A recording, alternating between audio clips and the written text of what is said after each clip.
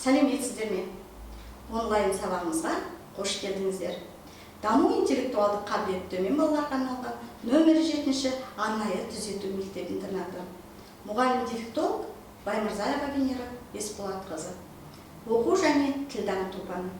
Балалар, өзімізге сәттілік, қуаныш, елімізге ашық аспан, бейбіт, тыныш өмір тілейік. Балалар, сабағымызды бастай отырып, сіздер қойылған сұрақтарға жауап беріп отыруларыңызды сұраймын. Көктем келді алақай, қуанар барлық балақай. Көктемде жаңбыр болады, бақшаға гүлдер толады. Балалар, қараңдаршы, жылдың қай мезгілі? Көктем мезгілі. Көктем мезгілінде неше ай бар? Көктем мезгілінде 3 ай бар. Қане балалар, осы көктем мезгілінің айларын атап кетейік. Наурыз, сәуір, мамыр. Жақсы балалар, апта күндерін атайықшы. Бір аптада неше күн бар? Бір аптада 7 күн бар. Қане айтамыз бәріміз бірге? Дүйсенбі, сейсенбі, сәрсенбі, бейсенбі, жұма, сенбі, жексенбі. Жақсы балалар, сөз неден құралады? Сөз әріптен құралады. Сөйлем неден құралады? Сөйлем сөзден құралады. Балалар, дыбыс дегеніміз не? Әріп деген не? Дыбысты айтамыз және естиміз. Әріпті көреміз, жазамыз және оқимыз. Жақсы балалар. Балалар, бүгінгі біздің тақырыбымыз ш дыбысы мен әріпі. Тазартады киімді, тазартады тісіңді. Не дейді екен? Бұл бұйымды. Балалар, бұл не екен? Щетка. Жақсы. Щетка сөзінде сөздің басында ш дыбысы естіледі. Ш дыбысы айтылу ерекшелігіне қарай ш дыбысына ұқсайды екен балалар. Ш сөздің басында, сөздің ортасында және сөздің соңында кездеседі. Ш дауыссыз дыбыс. Көбінесе басқа тілден енген сөздерде кездеседі екен. Қане, мына сөздерді оқайықшы балалар. Щетка.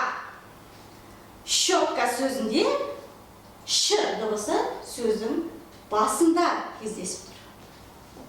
Аш, тұш.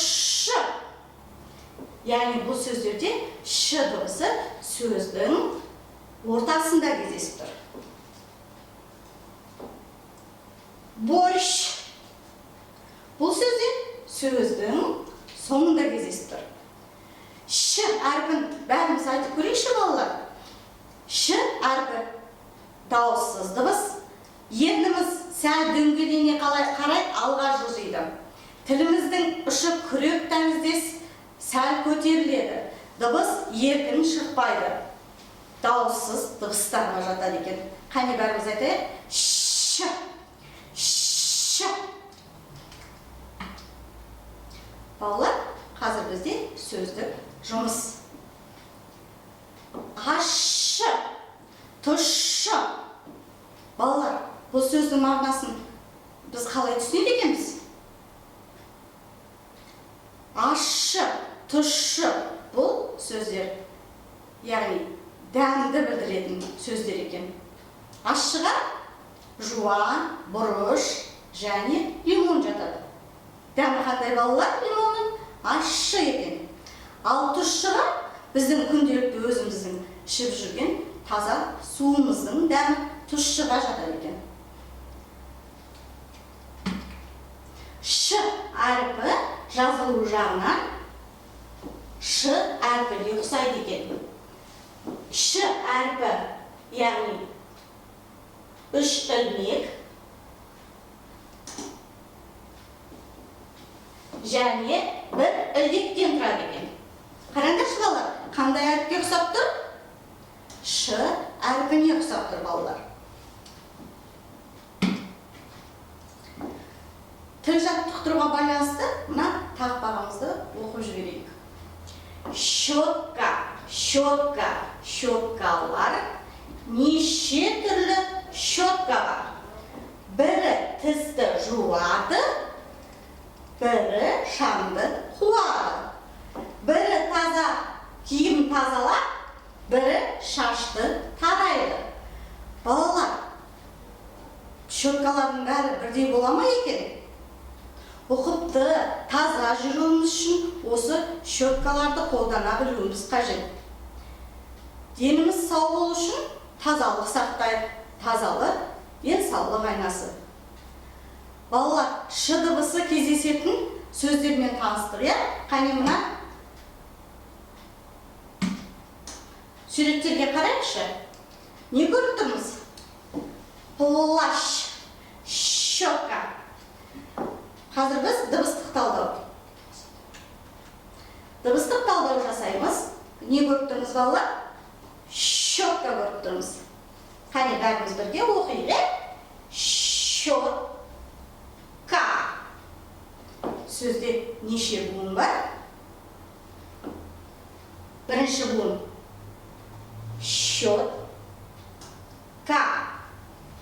Екі буыннан тұрады екен. Сөздің басында ш дыбысы. Яғни сөзде қанша дауысты дыбыс болса, сонша буын болады. Бұл сөзде дауысты дыбыстар табайық. Бірінші буындағы дауысты дыбыс ё, екінші буындағы дауысты дыбыс а дыбысы екен. Жақсы.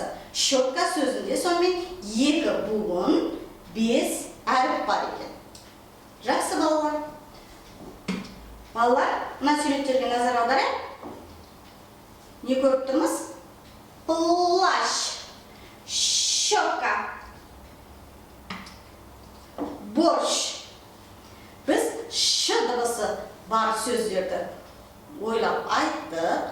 Ш дыбысының дұрыс айтылуын үйрендік. Балалар, осымен біздің сабағымыз аяқталды. Хош, сау болыңдар.